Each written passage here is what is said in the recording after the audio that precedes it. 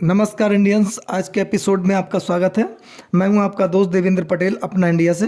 दोस्तों, आप सब स्वस्थ और अच्छे होंगे ऐसी उम्मीद और हम कामना करते हैं। आज हम आपसे बात करेंगे ज्योति मौर्य की, जो पारिवारिक कोर्ट में प्रयागराज में उनका तलाक का मुकदमा विचाराधीन है, उस पर हम आपसे चर्चा करेंगे। दूसरी हम आपसे चर्चा करेंगे ज्योति मौर्य के प्रेमी मनीष दुबे की पत्नी तनु पाराशर की।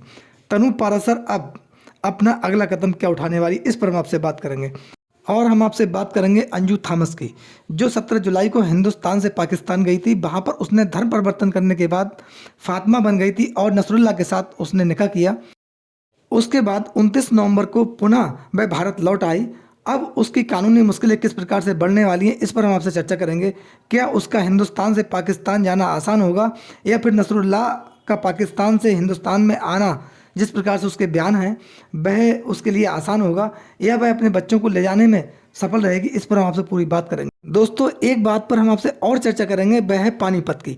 पानीपत की 300 से अधिक महिलाएं अपने पतियों को छोड़कर, अपने बच्चों को छोड़कर गैर मर्दों के साथ प्रेम प्रसंग के चलते चली गईं। रिकॉर्ड है 325 से अधिक महिलाएं। सोचने की बात है दोस्तों, क्या है संस्कृति का इन पर असर, इस पर भी आपसे बात करेंगे। ये किस प्रकार हमारे समाज को मोड़ा जा रहा है, इस पर हम आपसे बात करेंगे। दोस्तों, पहले हम आपसे बात करते हैं ज्योति मौर्य के तलाक के मुकदमे की। तलाक का मुकदमा ज्योति मौर्य का 6 दिसंबर पर, जिस पर डेट नियत है 6 दिसंबर को, ज्योति मौर्य और आलोक मौर्य को दोनों ही को न्यायालय के समक्ष उपस्थित होना है और अपने उसमें बयान दर्ज कराने हैं। लेकिन यहाँ पर हम आपसे बात कर रहे हैं ज्योति मौर्य के पति आलोक मौर्य की। ज्योति मौर्य के पति आलोक मौर्य, जिन्होंने अपनी पत्नी पर गंभीर आरोप लगाए थे अवैध संबंध, अवैध प्रेम प्रसंग के, जिसको मीडिया के सामने ज्योति मौर्य और मनीष दुबे दोनों ने ही अपने प्रेम प्रसंग को एक्सेप्ट किया और एक प्रकार से माना भी था। वहीं बीना मानवी का बेहुदा बयान था। महिला विकास की जो मंच की अध्यक्ष हैं बीना मानवी, उन्होंने कहा था कि मनीष दुबे का ज्योति मौर्य से प्रेम प्रसंग नहीं बल्कि दोस्ती थी, आपस में फ्रेंडशिप कर ली तो क्या हो गया। ये तमाम इस प्रकार के उनके बयान थे, जो एक सब समाज के लिए हानिकारक हैं और समाज में एक प्रकार से देखा जाए तो समाज में इसका गलत संदेश गया। दोस्तों, हम आपसे बात करते हैं पहले ज्योति मौर्य के तलाक के मुकदमे की। ज्योति मौर्य का तलाक का जो मुकदमा है वो प्रयागराज फैमिली कोर्ट में चल रहा है, विचाराधीन है।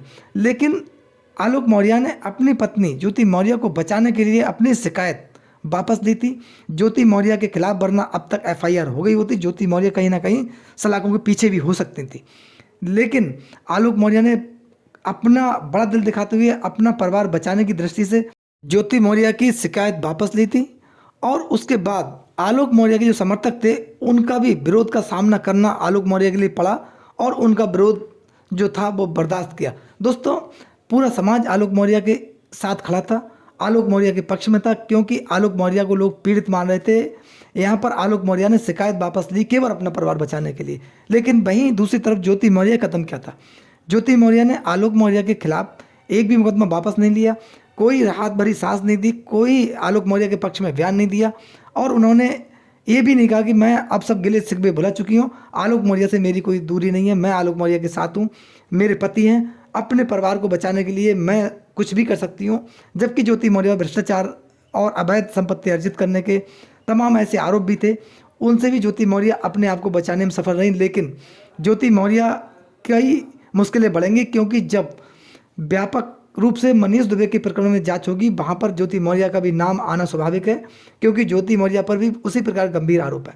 लेकिन दोस्तों, हम यहाँ पर बात करते हैं आलोक मौर्य के परिवार की। क्या आलोक मौर्य को ज्योति मौर्य ठगने का काम कर रही है, या आलोक मौर्य को कहीं ना कहीं बैकफुट पर डालने के लिए किसी अपने झांसे में लेकर, या फिर कहीं अन्य कारणों की वजह से शिकायत वापस कराई गई। आलोक मौर्य की स्थिति अब खराब हो सकती है, क्योंकि हम इसलिए ऐसा बोल रहे हैं यहाँ पर कि ज्योति मौर्य ने कहीं अपनी प्राथमिक परिवार को एक कराने के लिए अपनी दर्ज नहीं कराई। किसी प्रकार का कोई बयान, किसी प्रकार का कोई प्रार्थना पत्र ऐसा ना ही जज अधिकारी के पास ना न्यायालय के समक्ष दिया है जिसमें आलोक मौर्य और उनके परिवार को राहत मिल सके। मनीष दुबे के सस्पेंड होने के बाद ये अटकलें और तेज हो गई हैं। मनीष दुबे ज्योति मौर्य के प्रकरण की वजह से हाईलाइट ज़्यादा हुए थे। हालांकि उनका इतिहास जो था पहले ही विवादों से भरा हुआ था, उनके खिलाफ काफ़ी शिकायतें थी, उसके चलते सस्पेंड हुए। लेकिन अब मनीष दुबे और ज्योति मौर्य एक हो सकते हैं। यहाँ पर तनु पाराशर, मनीष दुबे की पत्नी, भी सक्रिय हो गई हैं। उनका कहना है अगर मेरे तलाक लिए बिना मनीष दुबे ने शादी की, या ज्योति मौर्य और मनीष दुबे दोनों एक हुए, इसके बाद इन्हें कानूनी प्रक्रिया का सामना करना पड़ सकता है। ज्योति मौर्य के खिलाफ भी एक्शन हो सकता है। और इसी के चलते ज्योति मौर्य ने अपने कदम खींच लिए हैं, क्योंकि उन्हें ये महसूस है कि आलोक मौर्य से भी तलाक नहीं हुआ है, उधर तनु पाराशर का मनीष दुबे से तलाक नहीं हुआ है, दोनों के मुकदमे न्यायालयों में विचाराधीन है। इसके चलते किसी भी नए विवाद में ज्योति मौर्य अपने आप को फंसाना नहीं चाहती। हालांकि वो अभी भी शक के दायरे में है, उनके खिलाफ भी जांच हो सकती है, होगी। मनीष दुबे के प्रकरण में आगे बढ़ने के बाद ज्योति मौर्य की मुश्किलें बढ़ेंगी, लेकिन यहाँ पर मनीष दुबे और ज्योति मौर्य का प्रकरण थोड़ा थमता हुआ नजर आ रहा है, क्योंकि अंजू थॉमस उर्फ फातिमा जब से पाकिस्तान से हिंदुस्तान आई है उसने हिंदुस्तान में सनसनी मचा दी है, और सुर्खियों में आजकल उसकी न्यूज़ जो है हर चैनल पर देखी जाए, हर जगह अंजू थॉमस उर्फ फातिमा की चर्चा है। दोस्तों इसकी चर्चा क्यों है? क्योंकि ज्योति मौर्य एक विवाहित महिला है, 2 पुत्रियों की माँ है, एक माँ भी है, इसका परिवार है।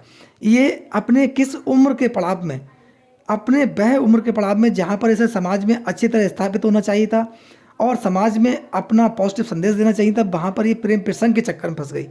क्यों? ज्योति मौर्य ने किस प्रकार का समाज को मैसेज दिया, अपनी समाज में किस प्रकार से इमेज जो है वो डाउन की, अपने आप को समाज से तिरस्कार कराते हुए दिखाई दी। वहीं अंजू थॉमस उर्फ फातिमा, उसका भी सेम रोल है दोस्तों। क्यों? कि अंजू थॉमस भी 2 बच्चों की माँ है, उस पर भी प्रेम प्रसंग का भूत चढ़ा और वो हिंदुस्तान से पाकिस्तान पहुंच गई, वहां जाके धर्म परिवर्तन करा और उसके बाद नसरुल्लाह के साथ अपना निकाह किया। उसके बाद 29 नवंबर को पुनः भारत आ गई दोस्तों। वह अपने बच्चों से मिलने की दुहाई दे रही है, ये सब उसका प्रोपेगेंडा है। इसके पीछे उसकी क्या साजिश है कि वो राष्ट्र विरोधी गतिविधियों में लिप्त थी। वह जिस प्रकार से चुपचाप हिंदुस्तान से पाकिस्तान चली गई, वह उसके बयान हिंदुस्तान के विरोध में पाकिस्तान में बोलती रही, पुनः हिंदुस्तान में आने के बाद पाकिस्तान के गुणगान करती हुई नजर आई। किस प्रकार से उसने कहा कि मेहमानबाजी किस प्रकार से पाकिस्तान के लोगों ने की, उनकी इस प्रकार से तारीफ की। क्या पाकिस्तान में जब इतना ही प्रेम था, पाकिस्तान में इतने ही अच्छे लोग थे, तो भारत में क्या लेने आई है? पाकिस्तान में रहकर हिंदुस्तान के विरोध में बोल रही थी, लेकिन हिंदुस्तान में आने के बावजूद भी वह पाकिस्तान के गुणगान करते हुए नहीं थक रही है। दोस्तों इसके खिलाफ ऑलरेडी FIR दर्ज है, अब ये बहुत जल्दी सलाखों के पीछे होगी, इसे अरेस्ट किया जाएगा, उसके बाद कानूनी प्रक्रिया का सामना करना पड़ेगा। ये जो बात कर रही थी बच्चों को हिंदुस्तान से पाकिस्तान ले जाने की, ये तो बहुत बड़ी बात है। इसका हिंदुस्तान से बिना कानूनी प्रक्रिया पूर्ण किए पाकिस्तान जाना भी मुश्किल होगा। दोस्तों यहाँ पर हम आपसे बात करना चाह रहे हैं कि आखिर हमारे समाज में हो क्या गया है, किस प्रकार से विवाहित महिलाएं अपने परिवार, अपने पतियों और अपने बच्चों को छोड़कर गैर मर्दों के साथ प्रेम प्रसंग के चलते बिना विचार किए और परिवार छोड़कर चली जाती हैं। दोस्तों ये मैं आपसे बात कर रहा हूँ पानीपत की। एक पानीपत के न्यूज़ चैनल ने वॉइस ऑफ पानीपत ने दावा किया है कि पानीपत से ही इस साल 300 से अधिक महिलाएं अपने परिवार और बच्चे और पतियों को छोड़कर गैर मर्दों के साथ चली गई हैं, और उन्होंने बिना कोई लीगल प्रोसेस अपनाए, अपने परिवार को बिना बताए इस प्रकार कदम उठाया है।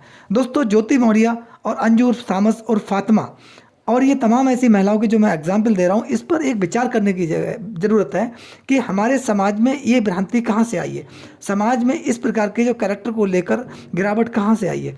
इस पर तमाम देश की प्रशासनिक व्यवस्थाएं, समाज सेवी संस्थाएं, धार्मिक संस्थाएं और जो भी संस्थाएं उनको विचार करना चाहिए, परिवार के संस्कारों को आगे बढ़ाना चाहिए, भारतीय संस्कृति को आगे बढ़ाना चाहिए, जिससे ये इस प्रकार के तमाम विवाहित महिलाओं के द्वारा गलत कदम उठाए जा रहे हैं इन पर लगाम लग सके और एक स्वच्छ समाज की स्थापना हो सके। क्योंकि इस प्रकार के कृत्यों से एक अपराध का जन्म भी होता है, जिसका दुष्प्रभाव जो समाज को देखना पड़ता है, झेलना पड़ता है। इस पर आपकी क्या राय है? अपनी राय हमें कमेंट्स बॉक्स में ज़रूर दें। आपका बहुत बहुत धन्यवाद। अपना खूब ध्यान रखें, अपने परिवार को खूब शिक्षित करें और भारतीय संस्कृति का पालन करें। नमस्कार, जय हिंद, जय भारत, धन्यवाद।